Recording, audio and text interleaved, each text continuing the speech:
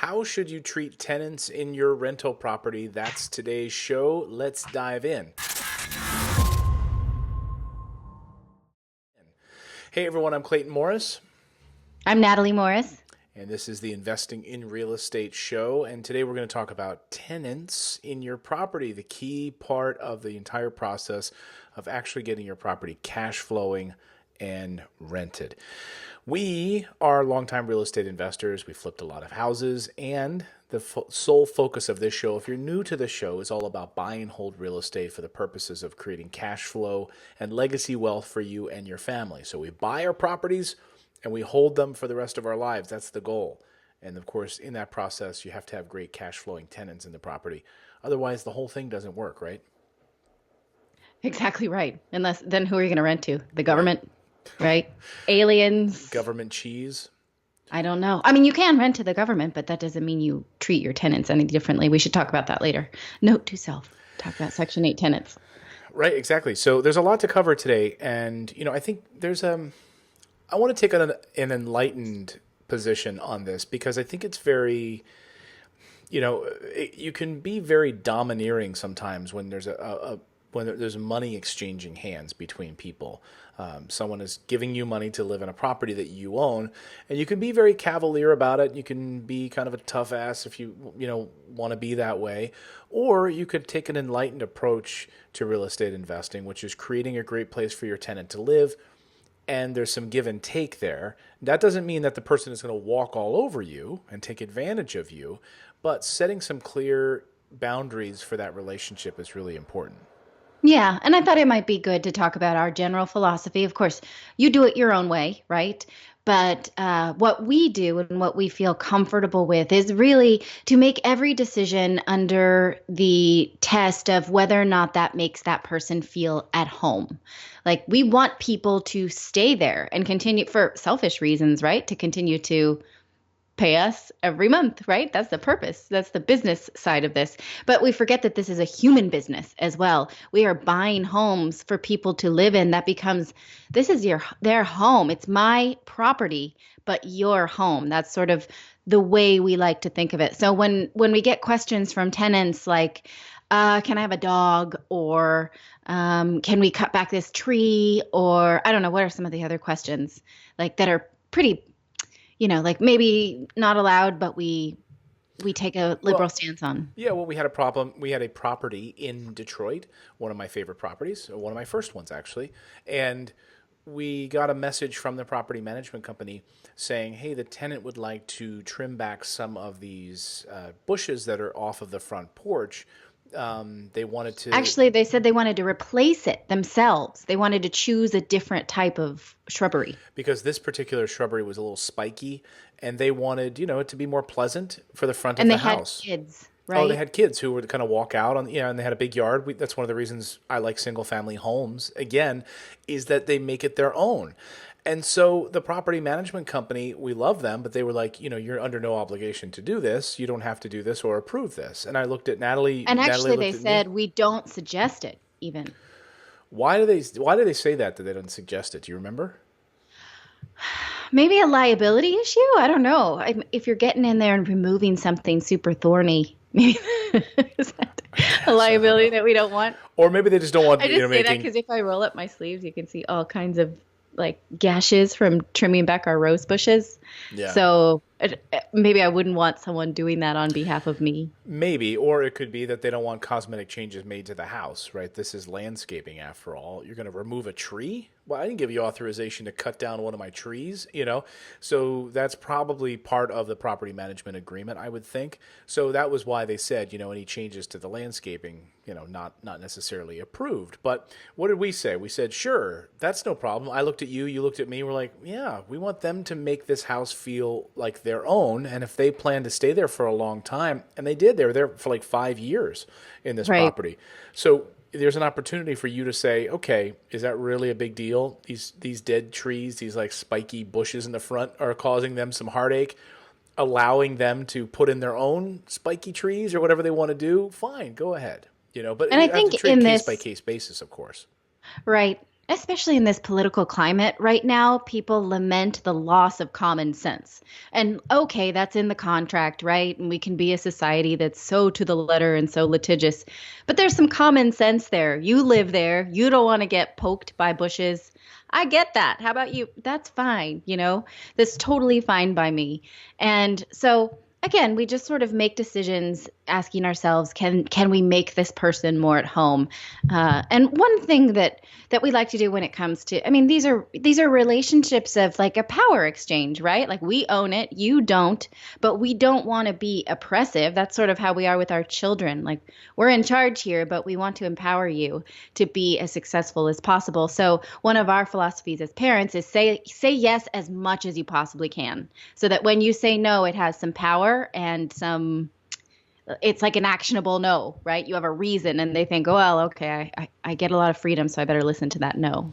Right. And it can be difficult. We use property management companies for all of our properties. So it can be difficult if you are managing properties yourself, which is something we don't recommend. But if you are managing properties yourself, the problem is that you can tend to lure, you can fall into this sense of security, this false sense of security with tenants because you're managing the property. Now, let's say it's, past the fifth of the month and they start to fall behind on rent.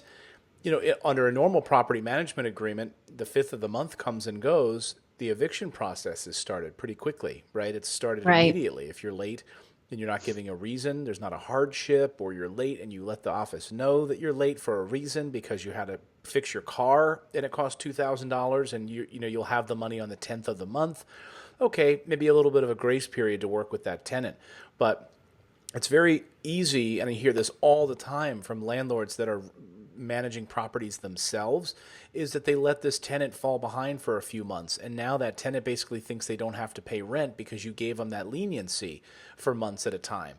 And they're going to be more prone to do that come the holidays when they want to buy presents for instead of spending Right. money on their rent. So you got to be very, very careful about walking that balance between what's being walked on or being taken advantage of, and also being a smart business Compassionate. person. Yeah. Right.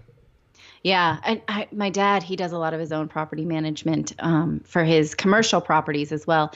And every time someone gets behind on his, and I hate to throw my dad under the bus, but my dad always has like a real personal story about why someone fell behind on their rent. Like one guy was renting one of his warehouses, and he was starting a business, and the business just hadn't taken off. But my dad thought it was an awesome business, and he's like, I'm going to give him a chance. So I let him go several months, and then came up with a payment plan, and he couldn't make the payment plan, and my dad was really heartbroken over it. So it's hard because you see why these people have chosen to either live there or set up shop there. You believe in these people, or you really want to. I mean, we're the kind of people who really want to believe in people until we give everyone the benefit of the doubt. And then he's had a situation like that in his apartment complex too. Like this gal, this was happening, and he knows like really personal reasons, and that's something that's really hard. That's why you should have a third party in between, so that there's just no like cold-heartedness about it. But at the same time, you want to know what's going on as the owner, so that ultimately you make the decision. So because if we went to our property manager and they said this person's not making rent, but they have a terminal disease in their family or something, and it's provable, and we wouldn't be like, evict them, right? Right. Yeah. So again, there's common sense there. And the reason we thought of this podcast is because my sister, she just bought a fourplex, and someone had given her a template of the letter to notify the existing tenants that there's been a management change and that these are the rules. And she didn't write this letter. It came from a family friend, but it was really nasty. And my mom and I were like, you can't send this because it's going to make people feel unwelcome. Do you like rent, or do you want to have an empty apartment complex with a lot of rules? And Right. so, There's a I way. really wanted, she's like, well, I do want them to know that I won't put up with crap. And I get that. We definitely don't want to put up with crap. But she's sort of setting the expectation right out of the gate. It's like, I'm on to your shenanigans and I'm not having it. Right. I mean, and look, that can happen, which is why I'm not a huge fan of like assuming tenants, because very often, unless you know what the tenant situation is and you've looked at the ledgers and you understand that this, we just placed this tenant a month ago, that sort of thing. But sometimes, we'll assume properties from people, tired landlords that have had a tenant in a property, and they should be charging them $700 a month. They're only charging them $550 a month, and they may or may not have been paying on time. You don't know those situations unless you're dealing with professionals like what we do, right? But a lot of times when people are like, I'll get like wholesalers that will send out, emails and like, there's a tenant in place, been there for 3 years, and this is the situation. It's like, great. But really, Right. have you looked through their history? Do you know all this? And so assuming tenants can be difficult sometimes. And in that situation, they're changing management companies. You're changing this from this one owner to this new owner. You kind of need to lay down the law, but maybe not in such a boorish way, I guess. You don't need to, the new sheriff is in town.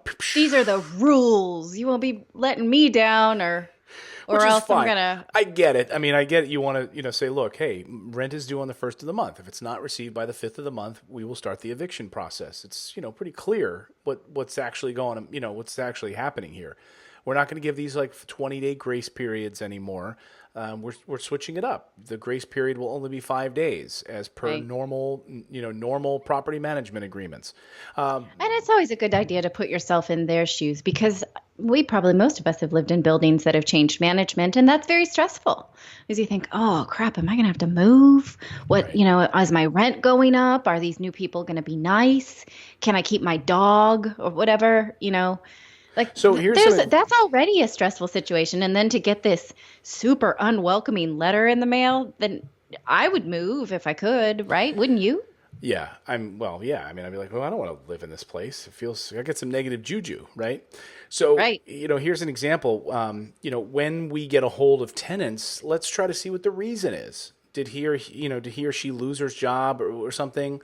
When we, assume a new tenant into a property, well, if they lost their job and they're not going to be able to pay, and they're falling behind on their rent, and it's now past the grace period, yes, we're going to have to start an eviction. That's what's going to have to happen. Now, if they had some random setback and they had to pay for something like some sort of a hardship, I'd recommend the owner try to work with that person to try to catch up on those payments. And that's what any good property management team will do, right? By the end of the month, let's make sure the full $500 is there.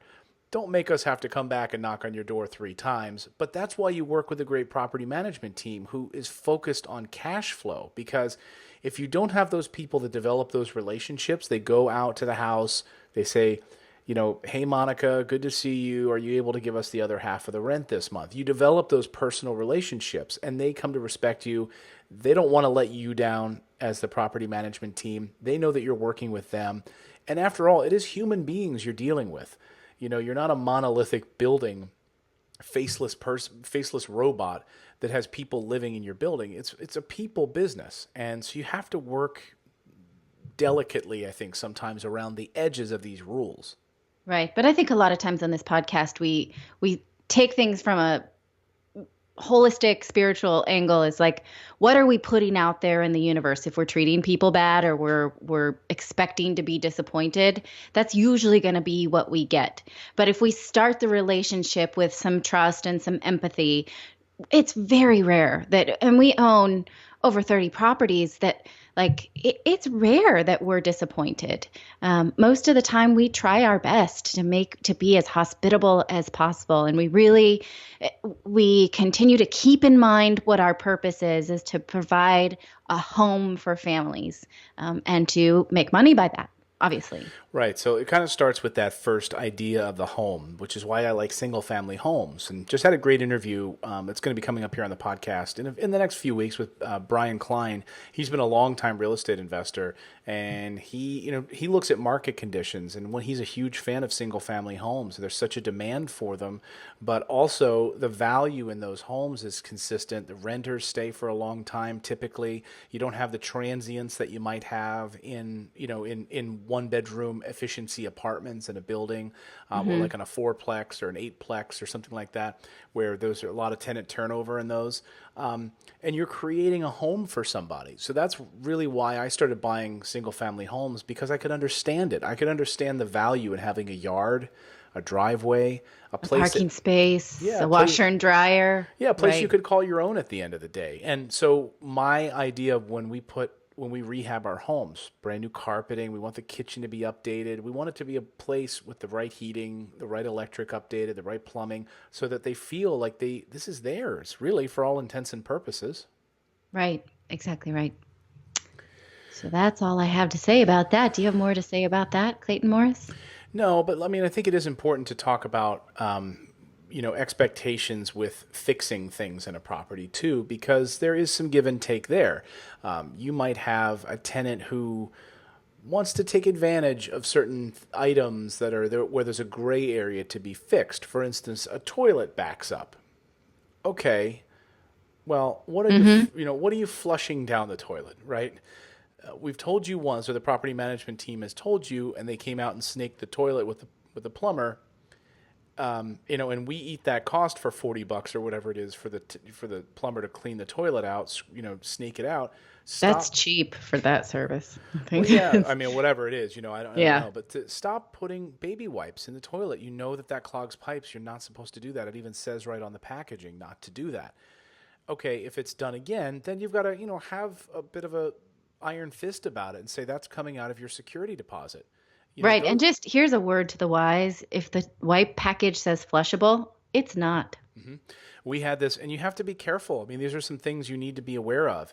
That if you've got a tenant that has children, has newborns specifically, there may be a tendency for them to want to even flush diapers. I mean, that happens. People, I'm telling you, people can be fairly ignorant sometimes when it comes to raising kids, Like I'll be driving through Times Square going to work at in the middle of the night into the city, and I'll see like kids in a stroller, babies in a stroller out there at like midnight. You're like, that kid should be asleep at like What the seven heck? o'clock or Yeah. 6 o'clock. What is it? So there's a lot of ignorance when it comes to child rearing in this world. Well, But I don't mean to be judgmental, but yes.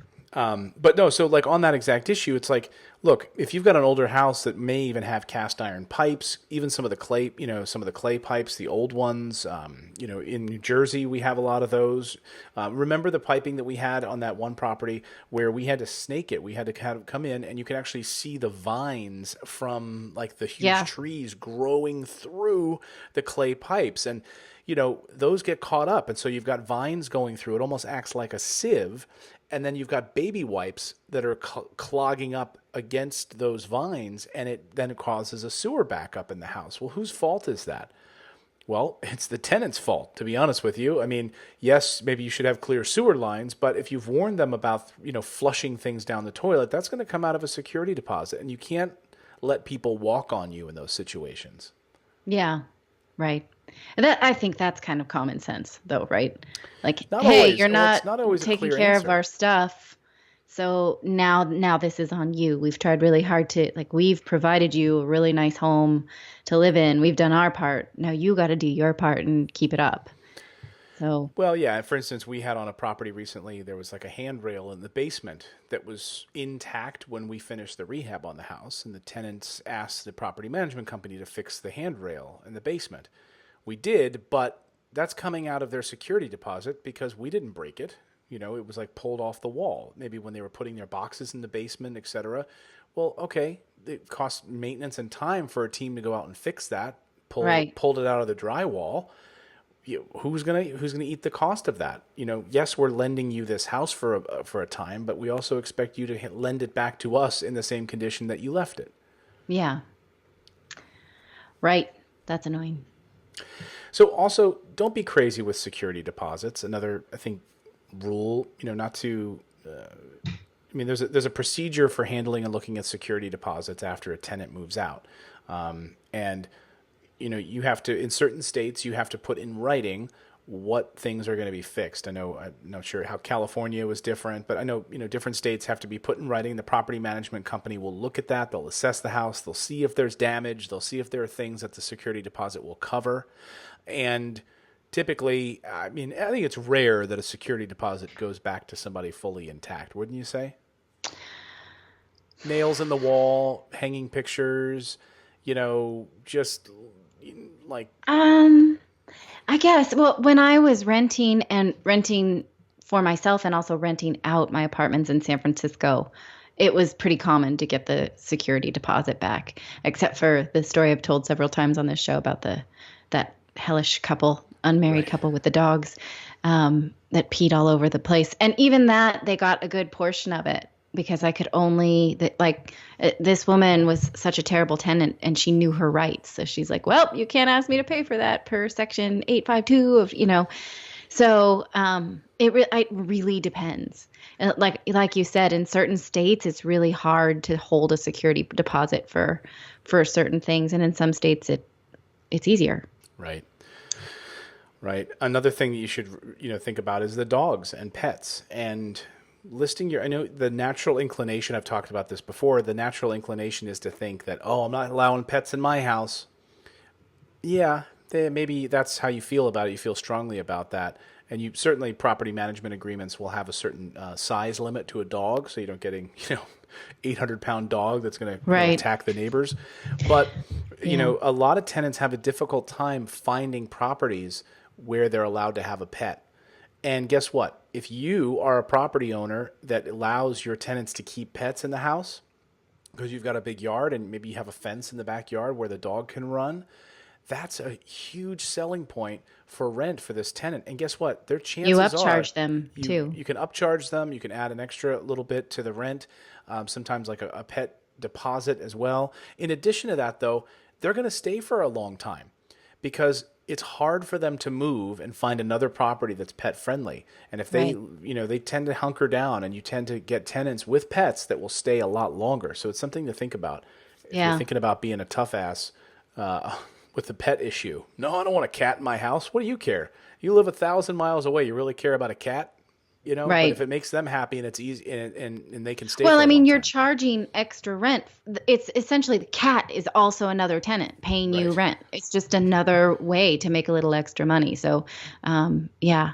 At my apartment in San Francisco that I owned and rented out, the property management, their their rules were that you could have up to 50 pound of animal. So one 50 pound dog or two 25 pound dogs or five 10 pound dogs. It was like Right. cumulative poundage of pet. You Isn't add that them up, funny? put them So on a yeah, and scale. I never saw them actually weigh them, but like you could have two dinky ones or one big one, or I guess I don't know. I wondered if they would like weigh out a snake, be like that takes up 3 pounds. Yeah. Or could you put your pet on a diet if they went above it? Like It's like just that just seems like such a silly rule. like a kid before a wrestling tournament. He's trying to make Just weight. like, oh, my lease is up. My animal's got to go on a diet to make weight. Man, he's been eating so much lately. No more for you. Stop eating steak off the table. Well, that's a look at how to treat your tenants. Any other thoughts about this? No, All right. Well said. Well yeah, said. thanks. Well said. I'm Yeah. full of So treat your full tenants of jewels well. of wisdom So here. bottom line is treat your tenants well. They'll take care of you. You take care of them. Don't let them walk on you. Don't let them walk over you, but also don't walk on them. Remember, you're in a people business when you're in the real estate world. Every piece of this chain is the people business. You have to remember that sometimes. People can hide behind keyboards and send nasty emails to people. Just remember there are human beings on the other side of those emails. And when like what your sister sent. She didn't send it. She'll be so mad because she listens to this and be like, "Thanks for throwing me under the bus." But she didn't But send it. That's she good. didn't send it. She sent it to my mom and I, and we both were like, "Whoa!" This was another friend of ours who had given it to her. So Well, yeah, better judgment prevailed on that. So, hey, definitely. thanks so much. If you would like to book a call with our team, go ahead. You can go over to morrisinvest.com. We'll take great care of you. If you don't want to have to hang drywall, put up, deal with carpet, hire contractors and all that, we find great properties. We renovate them. We place great tenants in the property. That's what we do. So you don't have to deal with any of that. And you just receive monthly cash flow. and from your monthly rent. That's what we do. So check us out today. Go over to morrisinvest.com if you want to book a call with our team. And if not, great. We've got tons of great resources over there also for you. Tons of great blog posts and downloads free of charge. Go check them out so you can become a real estate investor. So now go out there, become a real estate investor. Take action, everyone. We'll see you next time. Bye.